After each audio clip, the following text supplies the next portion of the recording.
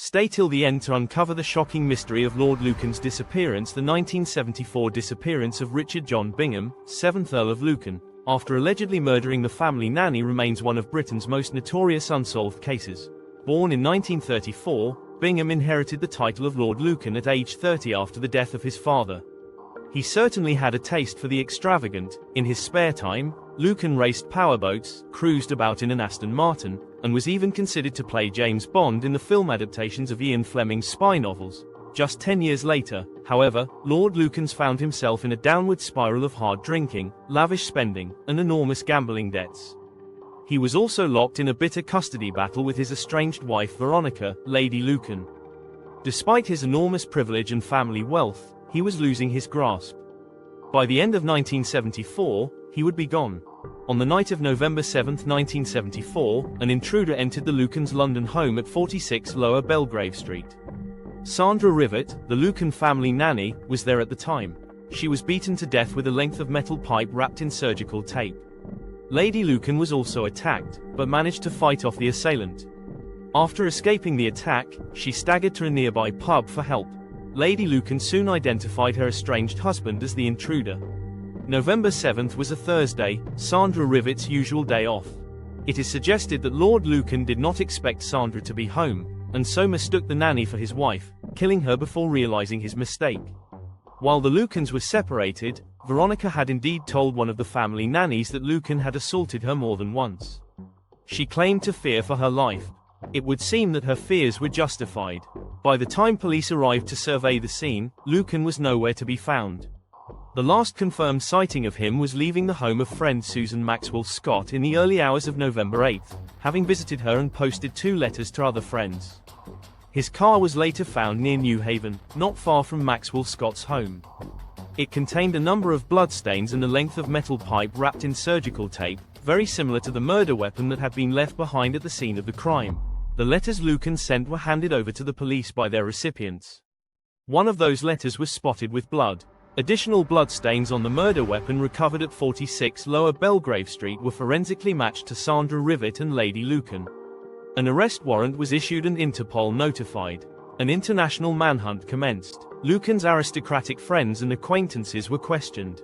Yet despite the whole world searching, Lord Lucan's whereabouts remained a mystery.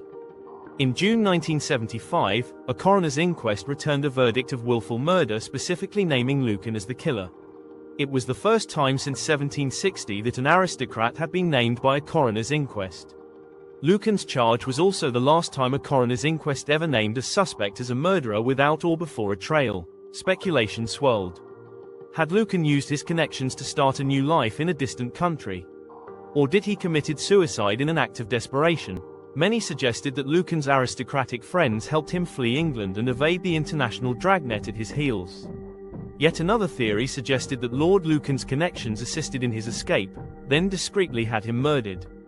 While this particular theory smacks of conspiracy, it does have some supporting evidence. Lucan had enormous gambling debts and had been closely involved with John Aspinall. Aspinall was a well-known conservationist and the founder of the Claremont Club, a casino and private members club operating in London during the 1960s. The Claremont Club was an expensive and exclusive organization. It was also a hub for illegal activity, meant to con rich men out of their money. Aspinall's club was famous for a gambling con called the Big Edge. This involved slightly bending certain cards in a characteristic manner to help the house take in more money on each card game. Aspinall was allegedly able to make this scam work with the help of Billy Hill, a notorious English criminal. Lucan was a near-daily presence at the Claremont, and his winnings only served to feed his gambling habit.